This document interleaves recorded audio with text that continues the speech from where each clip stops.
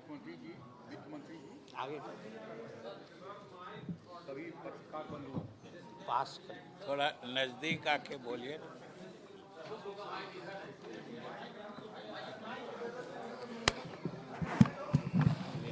हम लोग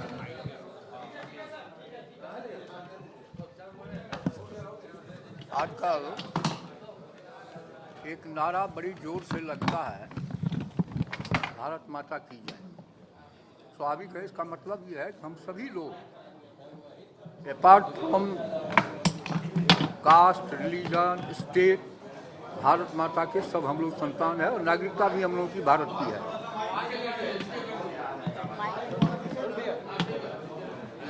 माइक को नीचे हम लोग डॉक्टर लोहिया की पार्टी में ज्वाइन किए थे।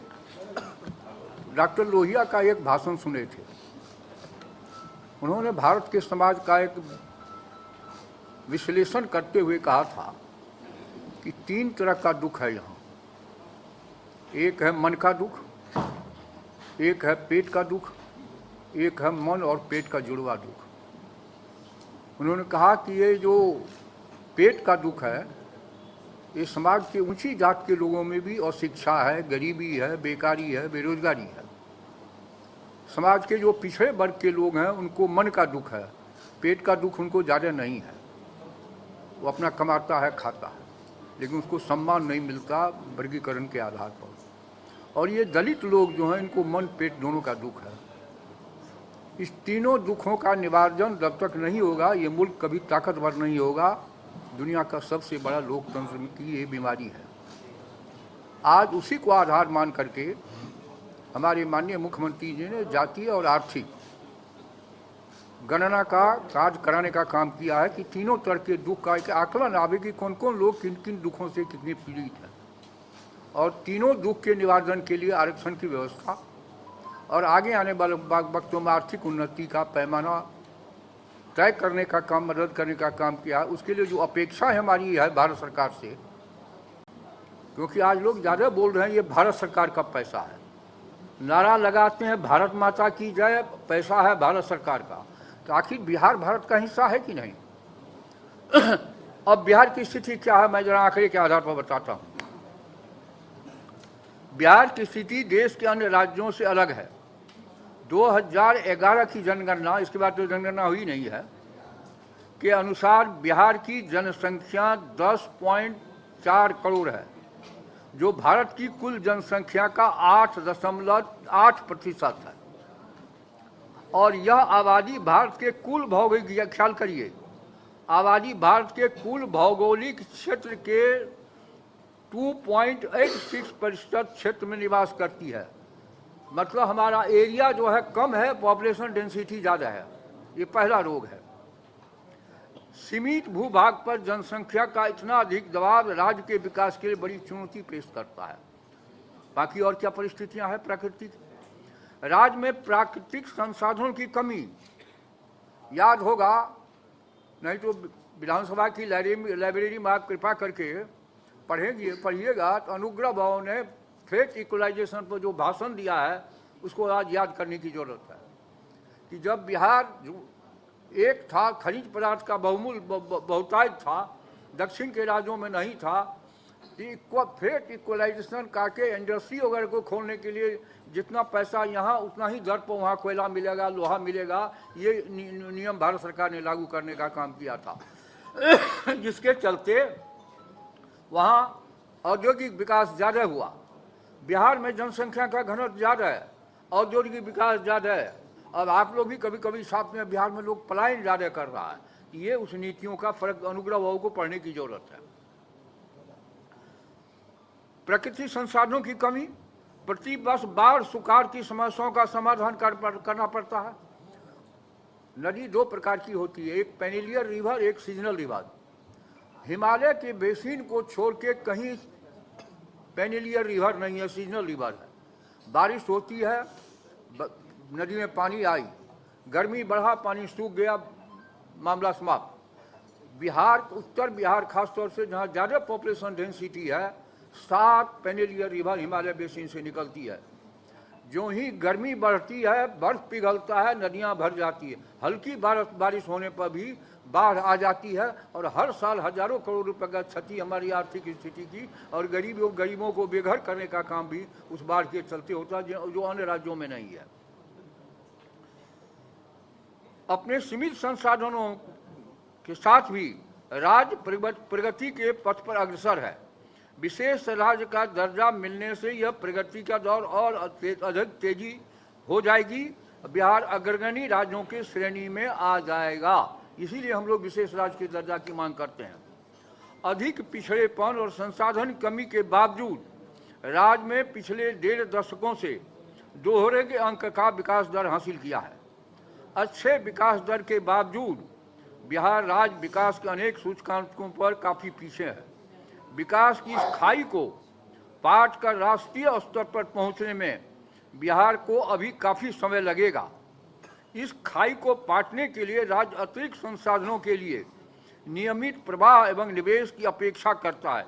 इसीलिए बिहार के लिए विशेष राज्य की दर्जा की नितांत आवश्यकता है। इसीलिए डिमांड के पीछे हमारा तर्क यही है, हमारा आधार यही है, हमारा हक यही है। इसीलिए हम लोगों ने विशेष राज्य के दर्जा की मांग करने का काम लगातार प्रयास किया है। अब और आधी ज्यादा जो मांग इस बार किए हैं उसके पीछे मैं रीजन बता रहा हूं। 21-22 में बिहार की अर्थव्यवस्था में तेजी से सुधार हुआ है। इसकी सकल राज्य घरेलू उत्पाद GSDP की वृद्धि दर 10.98 हो गई। देश के सभी राज्यों के बीच यह तीसरी सर्वोच्च वृद्धि दर है। थर्ड, देश में तीसरा स्थान पर बिहार रहा GSDP की वृद्धि दर में 10.96 हो गई। वर्ष 21-22 में भारत की अर्थव्यवस्था 8.68% था, जबकि आंध्र प्रदेश का 11.43%, राजस्थान का 11.04 रही। वर्ष 21-22 में वर्तमान मूल्य पर बिहार का प्रति व्यक्ति आय 54.4 हजार था, जो संपूर्ण भारत के में 1.50 लाख रुपए थी। कहाँ 1.5 लाख, कहाँ हमारा विकास के बाद भी 54 से कुछ अधिक। ये भी हमारा हक बनता है कि हम जब देश के हिस्सा में भारत माता के संतान है तो हमारा भी हक बनता है कि हम बराबरी में आवें, हमारी भी गरीबी आगे घटे और हमारे भी लोग संपन्नता के आगे बढ़े। नीति आयोग द्वारा प्रकाशित बहुआयामी गरीबी सूचकांक रिपोर्ट 2023 के अनुसार 15-16 तथा 19-20 के औसत 2.25 करोड़ व्यक्ति गरीबी रेखा से ऊपर आ गए। बिहार में गरीबी पिछले 5 वर्षों में 18.1% की दर से घटी है, जो देश में सर्वाधिक है। मध्य प्रदेश तथा उत्तर प्रदेश क्रमशः 15.94, 14.75% की दर से दूसरे तीसरे स्थान पर है। राज्य में पिछले 5 वर्षों में ग्रामीण गरीबी 56% से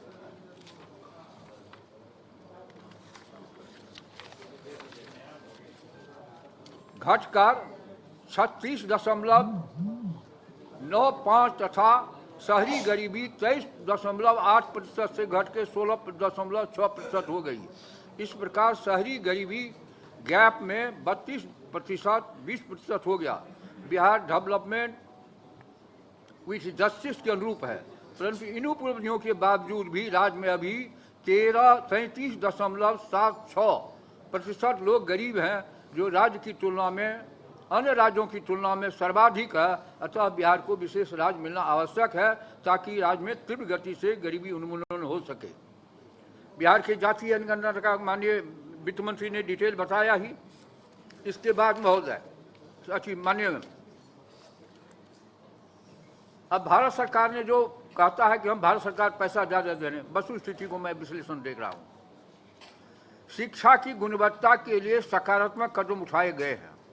राज्य की साक्षरता दर 14.8% की वृद्धि के साथ वर्ष 11 में 61.8% हो गई। ठीक है, आप लोग यही देखते इसमें डिटेल है और भारत सरकार ने कमी कितना की है, बंटवारा करवा दो इसको। तो ये सारे आंकड़े को आप लोग को उपलब्ध करा दिए जा रहे हैं कि भारत सरकार ने पिछले 15-16 के बाद कितनी सहायता में कमी की है और जिसके चलते हमारा क्या नुकसान हुआ, जिसके चलते हम अपने साधनों के बावजूद अभी लगभग 75,000 करोड़ रुपए हमारा अपना संसाधन इकट्ठा करने का मांग। लोग बोल रहे हैं कि 32,000 करोड़ बिहार सरकार का अपना है। ये सब एक अलग विषय है, इसके लिए वित्त मंत्री अलग से प्रेस कॉन्फ्रेंस करेंगे। लेकिन मैं आप लोगों को पूरे आंकड़े भिजवा दे रहा हूँ, पटवा दो। तो हमारा हक इसीलिए बनता है कि हम हिंदुस्तान में भारत माता की संतान होने का अगर हक है, अगर प्रधानमंत्री जी केंद्र की सरकार हमें भारत माता का अंग नहीं मानती तो मुझे कुछ नहीं कहना होगा। लेकिन अगर हम भारत माता की संतान अन्य जगहों की तरह है तो एक राज्य गरीब हो बहुत और एक गरीब अमीर हो, एक राज्य की जनसंख्या बहुत ज़्यादा हो, प्रकृति आपदा भयंकर हो और औद्योगिक धंधा औद्योगिक विकास नहीं हुआ हो पिछले कारणों से भारत सरकार के फ्रेट रेगुलेशन के चलते, तो हम कहाँ क्या करेंगे? तो हमें क्या हक है भारत माता की जय कहने का? तो फिर ये सवाल का प्रश्न उठता है। तो हम लोगों के बीच में जाएंगे इन बातों को लेके और प्रधानमंत्री जी से आग्रह करते हैं कि हमें विशेष राज्य का दर्जा दें।